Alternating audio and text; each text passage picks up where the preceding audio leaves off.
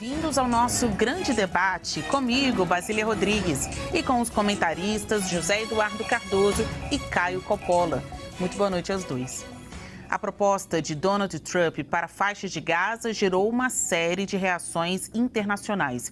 Durante uma coletiva de imprensa com o primeiro-ministro israelense Benjamin Netanyahu, Trump afirmou que os Estados Unidos vão assumir o controle da faixa de Gaza e gerar um desenvolvimento econômico no enclave. Ele também disse que os palestinos serão realocados em países vizinhos. O secretário-geral da ONU, Antônio Guterres, disse que o plano equivale a uma limpeza étnica.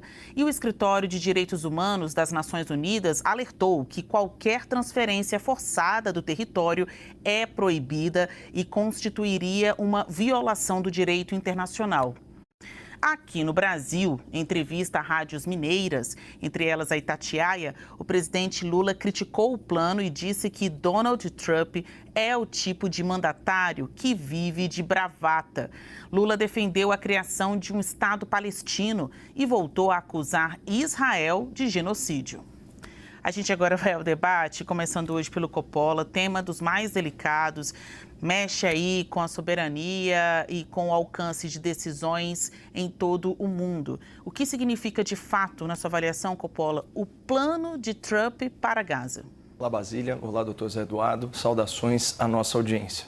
Olha, na melhor interpretação possível, as ideias do Trump para a faixa de Gaza significam uma alternativa ao povo palestino, uma população que, há décadas, vive condenada à violência e à miséria por culpa dos seus próprios líderes fundamentalistas. Quem controla a faixa de Gaza, como se sabe, é o Hamas, uma organização que defende a extinção de Israel e o extermínio em massa do povo judeu. Aspas para o Estatuto do Hamas, foi publicado em 1988 e é vigente até a presente data. Israel existirá e continuará existindo até que o Islã o faça desaparecer.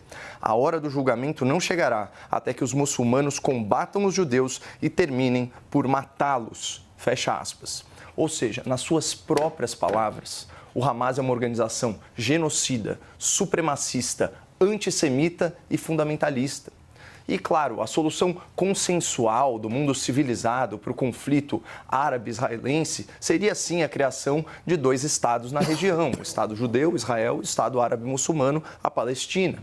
A comunidade internacional propôs essa solução em 5 ocasiões ao longo aí dos últimos 90 anos. Em 1936, em 1947, em 1967, em 2000 e em 2008.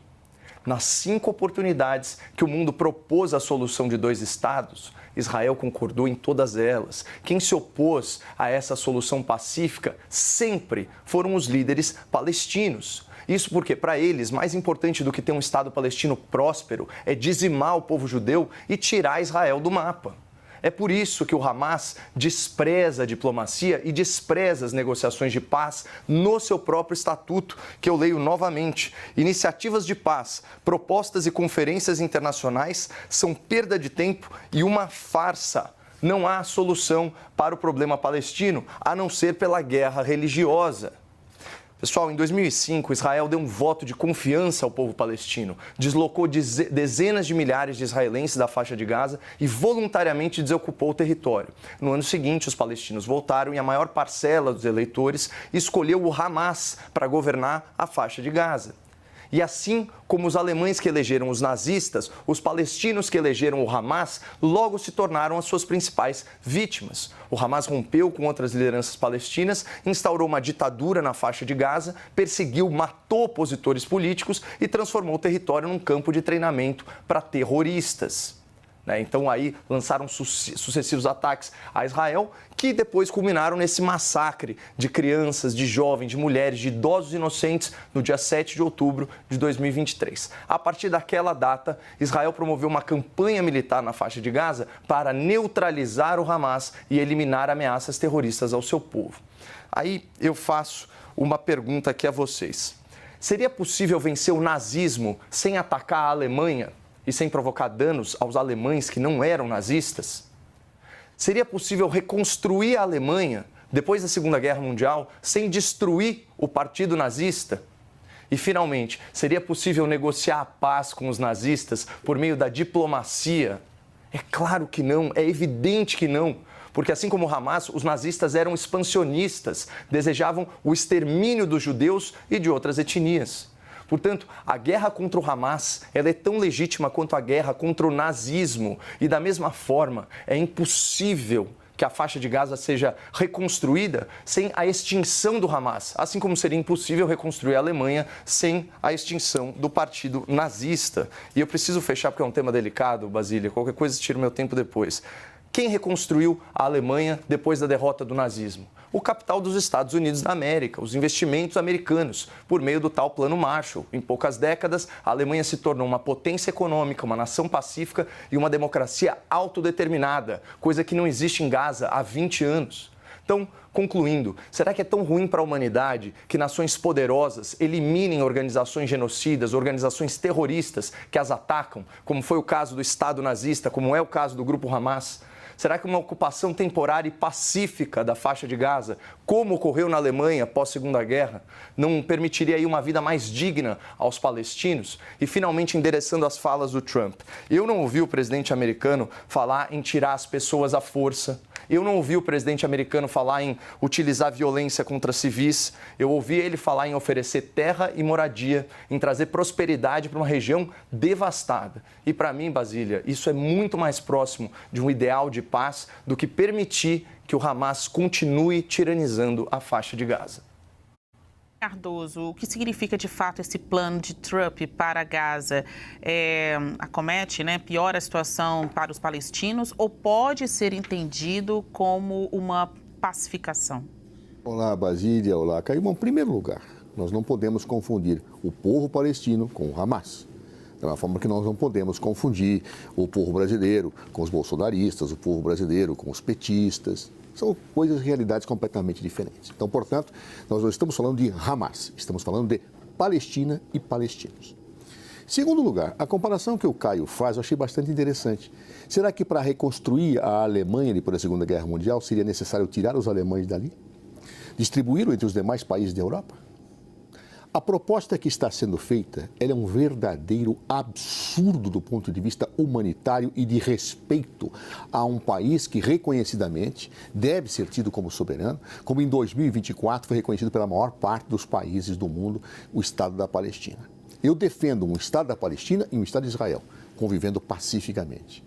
Não há sentido algum de tirar os palestinos da Palestina, e essa é a proposta de Donald Trump, a imprensa toda está colocando isso, ele falou textualmente isso, tirar para daí cuidar.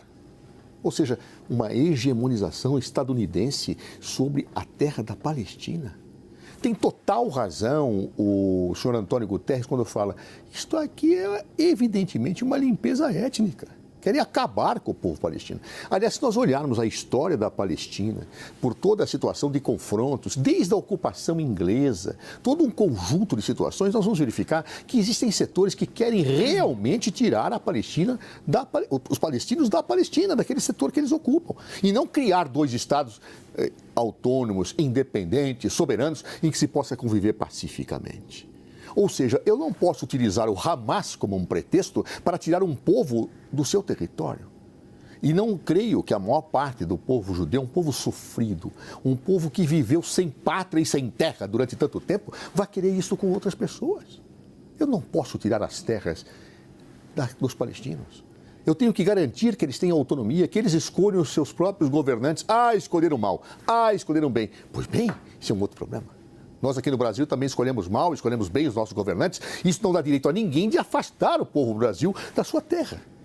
Não pode o império pretender simplesmente afastar, repito, um povo da possibilidade de viver na terra em que construiu raízes. Isso é absolutamente inaceitável. É de uma violência inominável. Resta saber, será que Trump está no plano de uma bravata, como disse Lula? É possível. Não é de hoje que Trump faz bravatas, depois recua, depois volta, depois vem, depois faz. Ou seja, ele cria muitos fatos midiáticos e depois não consuma.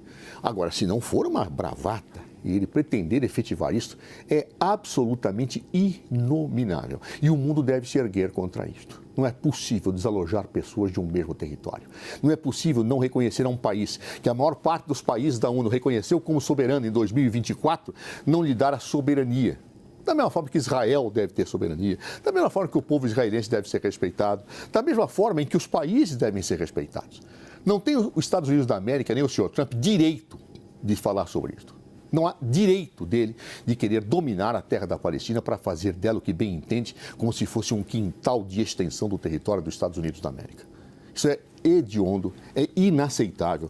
O que nós temos que fazer é dar todo o apoio à construção de um Estado palestino que conviva bem com o Estado de Israel, evitando a guerra, evitando situações que evidentemente não poderiam ter acontecido como aconteceram, evitando o ataque absurdo do Hamas contra Israel e evitando a represália absurda de Israel sobre os palestinos, atingindo não só o Hamas, mas todo o povo de um território. Acho a proposta inaceitável sob todos os aspectos, direito internacional e humanitário.